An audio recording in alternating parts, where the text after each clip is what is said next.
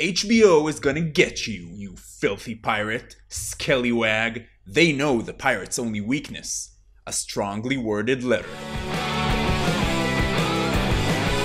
Welcome to Binge Watchers, where we talk about the stories and characters we love and the shows they live in. My name is Ron, and let's do some news. First up, news that's just awesome. Netflix has made Daredevil one of the best comic book things to date, which is about a blind superhero accessible to blind people. Right now, if you go to your Netflix account and play Daredevil, you can hover over the audio and subtitles icon and you'll see a new option called audio description. I think this is pretty amazing. It did come as a result from pressure from fans, as broadcasters like networks are obligated to make their content more accessible to people with disabilities. But Netflix, being a private company on the internet, is in kind of a gray area. There are steps being taken to make it mandatory for companies like Netflix to make their content more accessible, and there's a point that's been raised against that, saying that these companies, if required to provide the tools to make all of their content more accessible, will take a hit financially, and then they will have to charge more for the service. I mean, they won't have to, but they will. And then came another point which crushes the financial argument in my eyes, which says, hey, up until not too long ago, most buildings were not as accessible as they should be. But money was spent, renovations were made, and now things are as they should be, at least in a lot of places. Because someone who happens to be in a wheelchair shouldn't be denied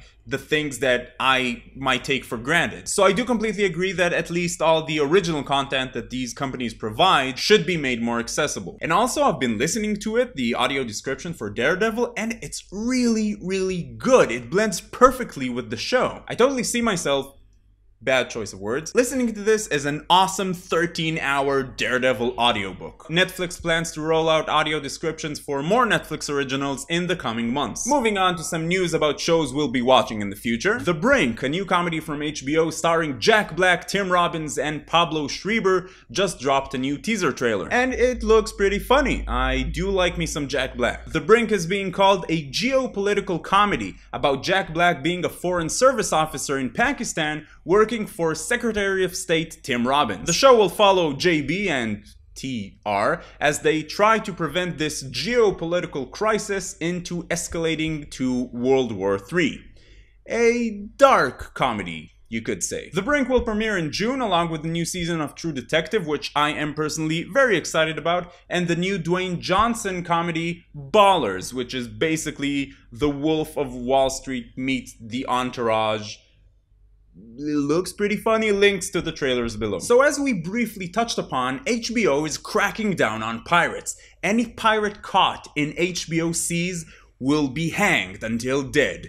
Their bodies will serve as warnings to other pirates. Well, not exactly, but you've probably heard that the first 4 episodes of Game of Thrones Season 5 have been leaked to the web, and the web is dark and full of torrents. The episodes have been downloaded millions of times, but actually did little to harm HBO's ratings in the season premiere. HBO has started contacting ISPs and demanding that they take the appropriate action against us filthy pirates. Those filthy pirates. What? So far, these actions have been limited to sending letters to users whose IP addresses have been associated with torrenting Game of Thrones. Those letters basically saying, we know.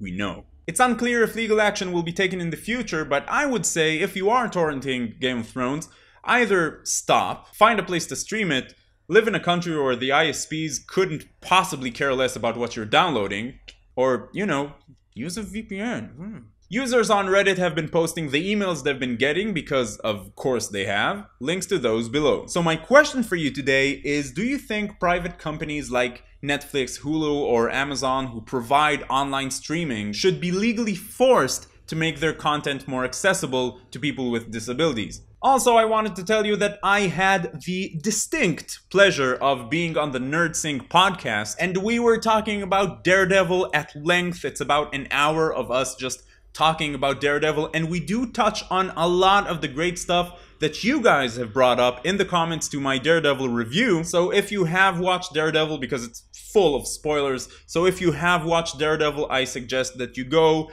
and listen to it because it's awesome. I'll put a link to it below. Also, if you have any suggestions for shows that are on Netflix and you want me to review, please leave those in the comments as well. I'd love to hear that. If you like this video, please give it a thumbs up, it helps out a lot. And if you're finding binge watchers for the first time, welcome. We're talking about TV every Monday, Wednesday, and Friday with reviews, news, stories, all kind of great stuff, all for you fellow binge watchers and TV lovers. So you can go ahead and click that big subscribe button to join in on the fun, or you can check out any of the other videos on the channel. In any case, keep binging, and I will see you next time. I'll see you.